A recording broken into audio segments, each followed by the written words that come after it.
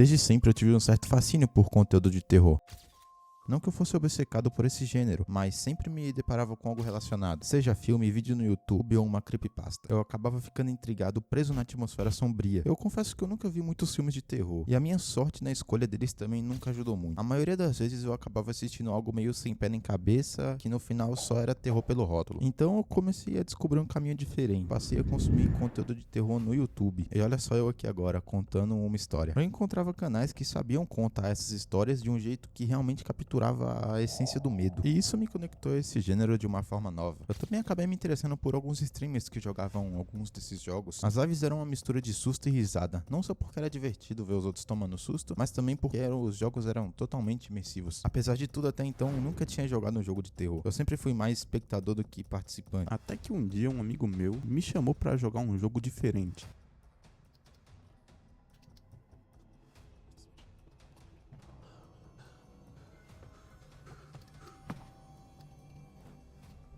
Stay Close. Ele é um jogo de terror investigativo que se autodenomina mundo aberto. Ele pode ser jogado tanto sozinho quanto em modo cooperativo, com algumas diferenças ali na história. Jogando sozinho, você tá em busca da sua esposa desaparecida, e jogando com um amigo, vocês são um casal tentando escapar de uma cidade misteriosa. Vocês simplesmente não sabem como vocês foram parar lá, mas tudo bem, vocês encontram uma gata que está pedindo para encontrar alguém.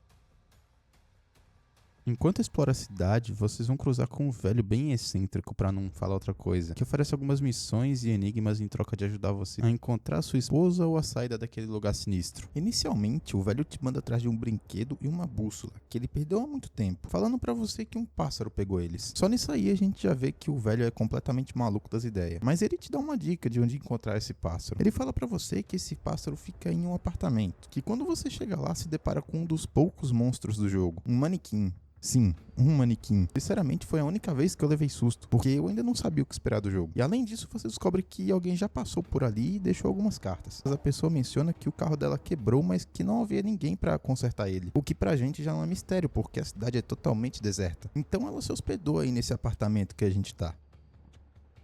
Como não encontrou ninguém e esse cara já estava endividado, ele começou a se perguntar se ele deveria pagar ou simplesmente pular a janela no dia seguinte de manhã. Subindo no próximo andar, você encontra outra carta, onde a pessoa diz que encontrou o dono do lugar, mas ele não estava muito legal não, ele não estava muito amigável. Mesmo assim, a pessoa decidiu ficar ali, mencionando que os residentes pareciam estar bem com isso. Tudo bem, a gente não sabe quem é os residentes, mas tudo estava abandonado e é bem confuso. Mais tarde, a pessoa reclama de fome e menciona um comércio na esquina que nunca é abastecido. Ela até tentou invadir esse lugar, mas tinha um cheiro muito ruim que acabou com o apetite dela. Nas últimas cartas dela, a pessoa já estava completamente maluca, dizendo que os vizinhos não calavam a boca. O chão estava tremendo e ela ouvia gemidos estranhos. Mas tudo bem, não havia vizinhos, a pessoa estava ficando louca pelo visto. Apenas os manequins e os outros monstros. Fora que ele já estava há mais de 5 dias sem dormir, com fome e com os dedos doendo, de tanto escrever carta. No quarto onde a gente encontra essa última carta, a gente acha a bússola, o brinquedo e o mais incrível, o pássaro. Aparentemente o velho não era tão louco assim. Quando você volta pra falar com ele menciona pra você que você não é o primeiro a passar por ali. Outro casal já esteve ali na cidade, mas eles estavam com muita pressa pra responder as perguntas dele, o que é compreensível porque é muita pergunta. Depois de ele te dar mais alguns enigmas pra resolver, ele te manda procurar por esse casal no parque. Diz que ele espera que eles estejam bem, porque todos merecem uma segunda chance, disse ele. Detalhe que esse parque é tão abandonado quanto o resto da cidade.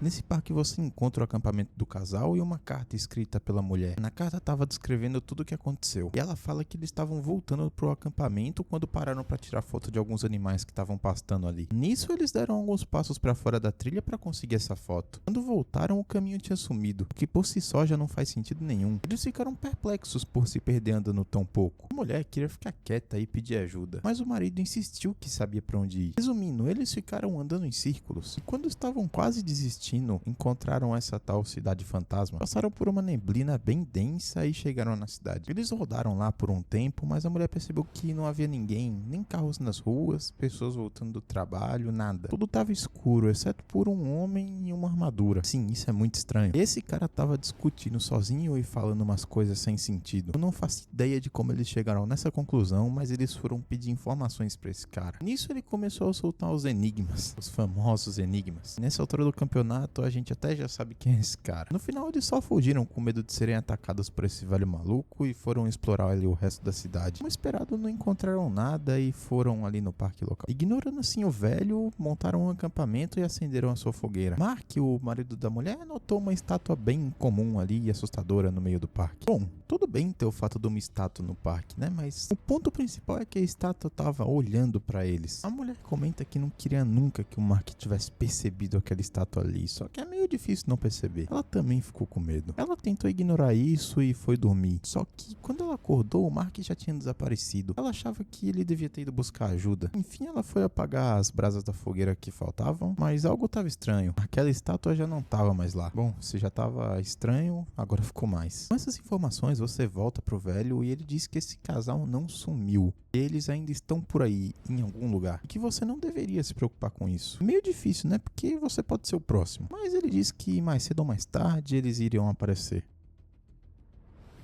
Ele solta pra você mais algumas perguntas que também são sem sentido e te manda pegar uma chave em outro ponto da cidade, porque ele perdeu essa chave também. Esse velho cara perde tudo, é impressionante. Tudo depende de você achar as coisas pra ele. Quando você vai nesse lugar, aparentemente tá tudo calmo e sem monstros, mas aquele ambiente continua sendo extremamente assustador.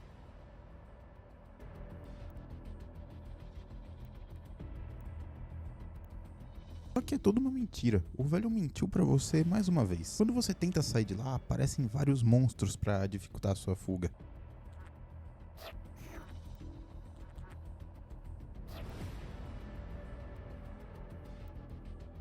Você até consegue escapar e voltar pra ele, mas ele simplesmente começa a te dar mais enigmas pra resolver. E você responde eles mesmo sem saber pra quê, porque você não tem escolha. Então ele vai falar que chamou um trem pra você naquela cidade vazia, mandando você ir rapidamente até a estação do trem.